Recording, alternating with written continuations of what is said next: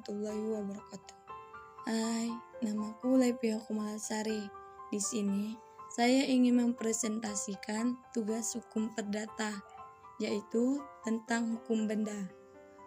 Pada umumnya, yang diartikan dengan benda, baik itu berupa benda berwujud bagian kekayaan ataupun berupa hak, ialah segala sesuatu yang dapat dikuasai dan dapat dijadikan objek hukum.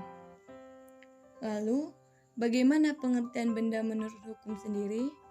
Berdasarkan pasal 499 KUH Perdata, yang dinamakan kebendaan ialah tiap-tiap barang dan tiap-tiap hak yang dapat dikuasai oleh hak milik.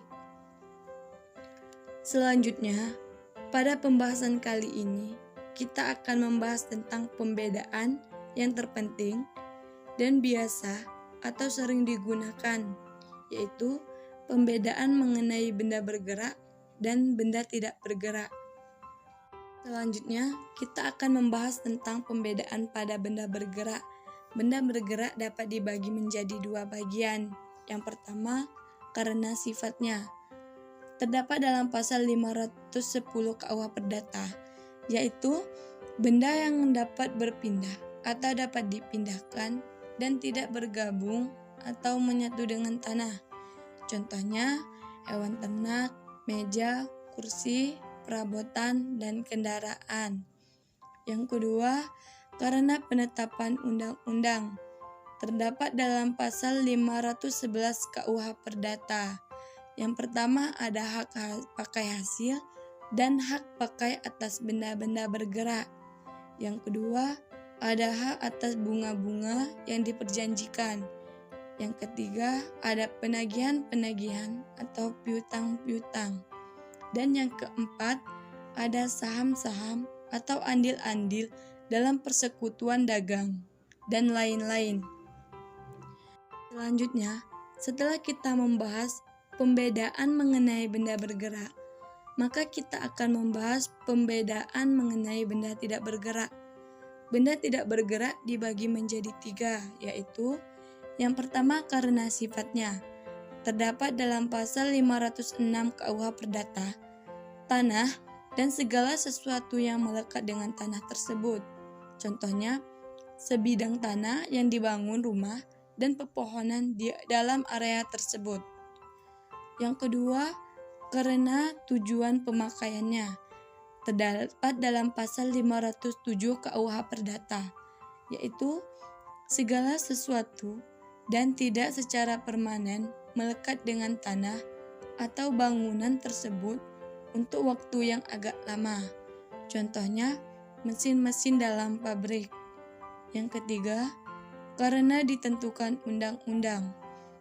Terdapat dalam pasal 508 KUH Perdata, yaitu segala hak atau penagihan yang mengenai suatu benda yang tidak bergerak.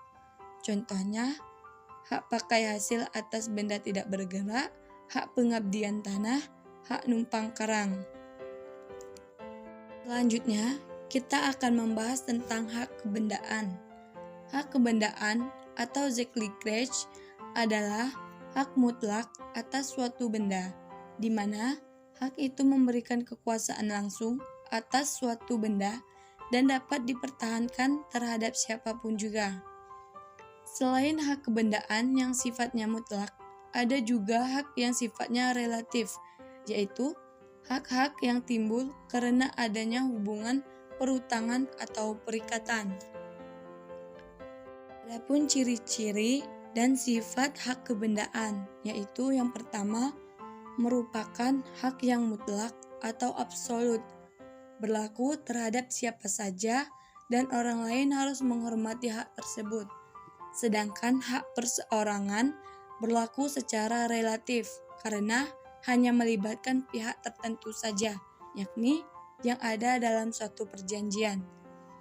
Selanjutnya ada Zeggevolg atau through the suit atau mengikuti bendanya. Misalnya, hak sewa tetap mengikuti benda itu berada, siapapun yang memiliki hak di atasnya.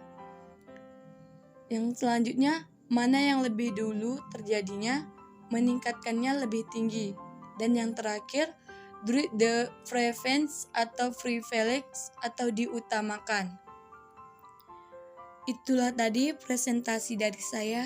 Terima kasih sudah menonton. See you. Wassalamualaikum warahmatullahi wabarakatuh.